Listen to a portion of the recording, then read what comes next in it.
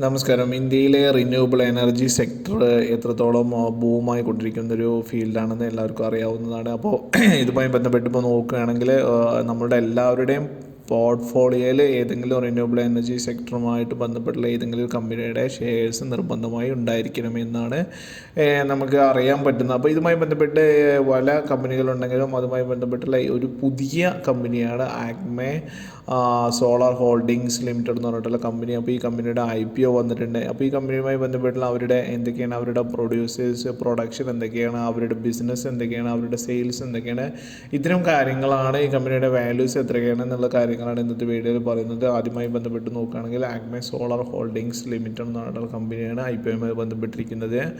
അപ്പോൾ IPOയുടെ open date 6 November 2024 ആണ്. Close date 8 November 2024 ആണ്. IPO പ്രൈസ് റേഞ്ച് 275 to 289 റുപ്പീസാണ്. IPO സൈസ് 3000 കോടി രൂപയാണെന്ന് കാണാൻ പറ്റും. പിന്നെ ലിസ്റ്റിംഗ് ഡേറ്റ് 13 നവംബറാണ്. ലിസ്റ്റിംഗ് എക്സ്ചേഞ്ച് BSE അല്ലെങ്കിൽ BSEയും NSEയും ആണെന്ന് കാണാൻ പറ്റും. അപ്പോൾ 14,025 രൂപയുടെ ഷെയർസാണ് മിനിമം ഇൻവെസ്റ്റ്മെൻറ്റാണ് നമ്മൾ വാങ്ങേണ്ടത്. അതായത് ഏകദേശം 51 ഷെയർസ് നമ്മൾ വാങ്ങണം എന്ന് ആണ് ഇതുമായി ബന്ധപ്പെട്ട് നോക്കുന്നത്. അപ്പോൾ ഇനി ഈ കമ്പനിയുമായി കൂടുതൽ ബന്ധപ്പെട്ടുള്ള കാര്യങ്ങൾ നോക്കിയതിന് ശേഷം നമുക്ക് IPOയുടെ മറ്റു കാര്യങ്ങൾ നോക്കാവുന്നതാണ്. അപ്പോൾ ഈ കമ്പനി 2015 ഇൻകോർപ്പറേറ്റ് ചെയ്തിരിക്കുന്നത്. അപ്പോൾ ഈ കമ്പനിയുടെ leading renewable energy producer in India, specialising in power generation from wind solar energy. അവർ വിൻഡെന്നും സോളാർ എനർജി എന്നെല്ലാം പവർ ജനറേഷൻ ചെയ്യുന്നതിൽ സ്പെഷ്യലൈസ്ഡ് ആയ കമ്പനിയാണ്. Company is one of the largest player in renewable energy sector in India, committed to producing clean sustainable power. അപ്പോൾ India government റിന്യൂവബിളുമായി clean എനർജിയുമായി ബന്ധപ്പെട്ട് എത്രത്തോളം ഇമ്പോർട്ടൻസ് കൊടുക്കുന്നു എന്നുള്ള കാര്യങ്ങൾ നമുക്ക് എല്ലാവർക്കും അറിയാവുന്നതാണ്.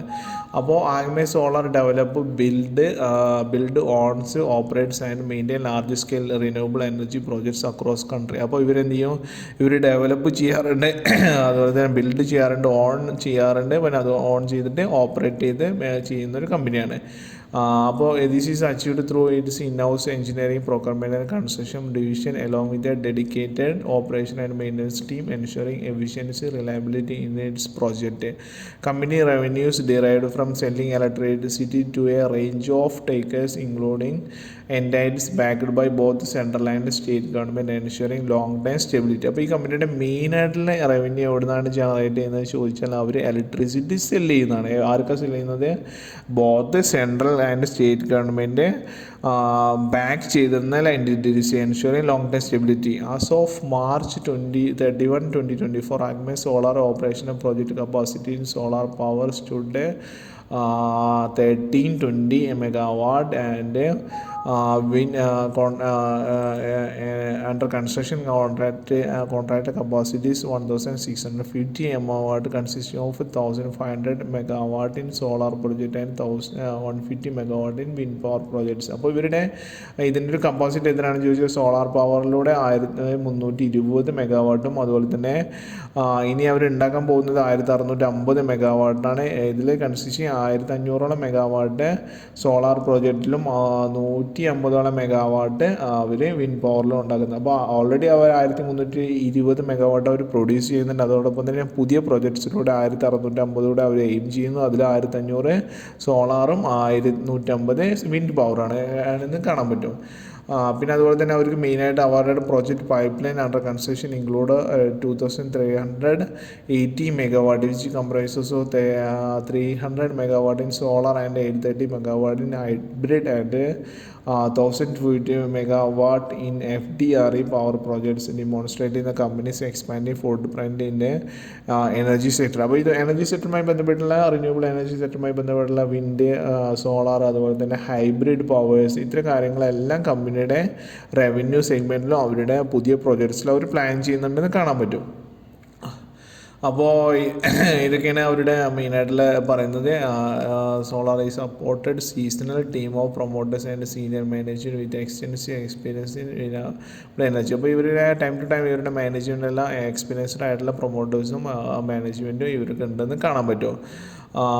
പിന്നെ ഇതുമായി ബന്ധപ്പെട്ട March 31, 2024 ACME Solar employed 214 permanent staff in various departments, all contributed to company's mission advancing renewable. അതായത് 214 പെർമനൻറ്റ് സ്റ്റാഫ് അവർക്ക് ഉണ്ടെന്ന് കാണാൻ പറ്റും. ഇനി ഇവരുടെ പ്രോഫിറ്റ് ആൻഡ് ലോസ് മറ്റു കാര്യങ്ങൾ നോക്കുകയാണെങ്കിൽ ഇവരുടെ റവന്യൂ നോക്കുകയാണെങ്കിൽ 2022 1562 കോടി രൂപയായിരുന്നു.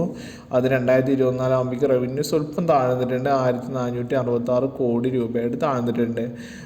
പിന്നെ ഇവരുടെ നോക്കുകയാണെങ്കിലും 2022 1240 ആയിരുന്നു, 2024 അത് 1089 കോടി രൂപയായിട്ട് താഴ്ന്നിട്ടുണ്ട്. ഇനി മെയിനായിട്ടുള്ള നമ്മൾ പ്രോഫിറ്റ് ആഫ്റ്റർ ടാക്സ്, ഇതാണ് അവരുടെ മെയിൻ കമ്പനിയുടെ പ്രോഫിറ്റ്.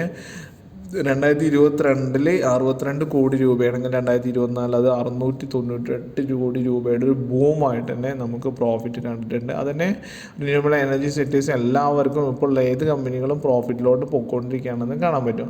ഇനി ബാലൻസ് ഷീറ്റ് നോക്കുകയാണെങ്കിൽ ടോട്ടൽ ലയബിലിറ്റി 2022 162 കോടിയായിരുന്നു, 2024 അത് 372 കോടി രൂപയായിട്ട് ലയബിലിറ്റി കൂടിയിട്ടുണ്ട്. ടോട്ടൽ അസറ്റ്സ് നോക്കുകയാണെങ്കിൽ 2022 10887 കോടി രൂപയായിരുന്നു, അത് 2024 13394 കോടി രൂപയുടെ അസറ്റ്സ് അവർക്ക് ഉണ്ടെന്ന് കാണാൻ പറ്റും. അപ്പോൾ അസറ്റ്സ് നോക്കുമ്പോൾ ലയബിലിറ്റീസ് വളരെയധികം ചെറിയൊരു ഫിഗറാണെന്ന് കാണാൻ പറ്റുന്നതാണ്. ഇതൊരു വലിയൊരു ഇതായിട്ട് നമുക്ക് കാണാൻ പറ്റും.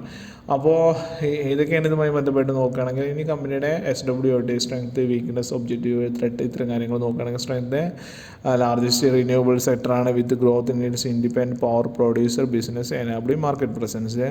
പിന്നെ end to end project development within house EPC and O&M teams ensuring efficient project execution and streamlined operation. അതായത് ഈ പ്രോജക്റ്റ് മൊത്തം അവർ ഹാൻഡിൽ ചെയ്യുന്ന എൻഡ് ടു എൻഡ് ഇവർ ഒരേ സെയിം കമ്പനിയാണെന്ന് കാണാൻ പറ്റും. അത് അവരുടെ ഒരു അഡ്വാൻറ്റേജ് ആയിട്ടാണ് തോന്നുന്നത്.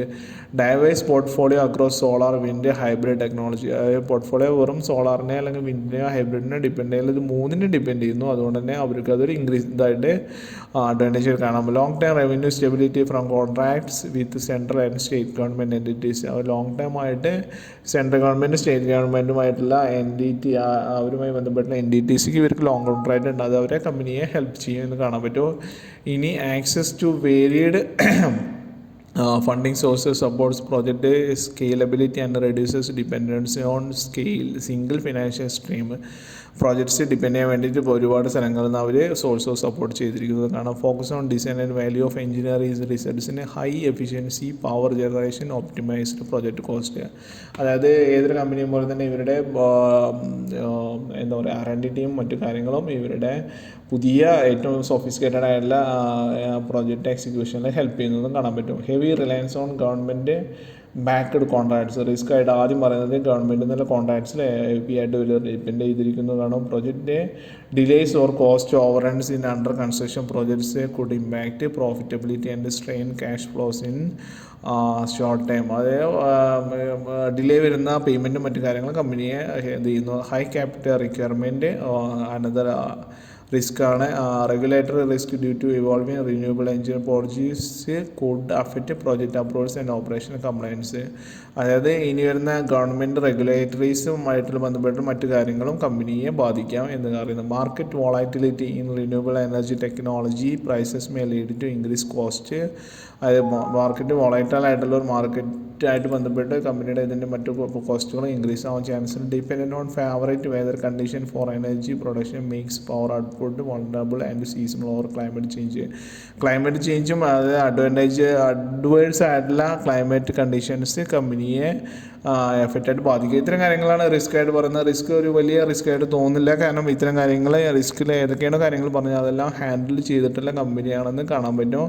അത്തരം ഹാൻഡിൽ ചെയ്തതിന് ശേഷം തന്നെയാണ് അവർ ഈ ഒരു രീതിയിലോട്ട് എത്തിയിരിക്കുന്നത് എന്നും കാണാൻ പറ്റും. അപ്പോൾ ഇതൊക്കെയാണ് സോളാറ് ഇതുമായി ബന്ധപ്പെട്ട് നോക്കുകയാണെങ്കിൽ ഇത് അപ്പോൾ IPO അപ്ലൈ ചെയ്യുന്നതിന് മുമ്പ് നിങ്ങളുടെ ഫിനാൻഷ്യൽ അഡ്വൈസറുടെ അഡ്വൈസ് റിസീവ് ചെയ്തതിന് ശേഷം മാത്രം ചെയ്യുക എന്നുകൂടെ റിക്വസ്റ്റ് ചെയ്യണം.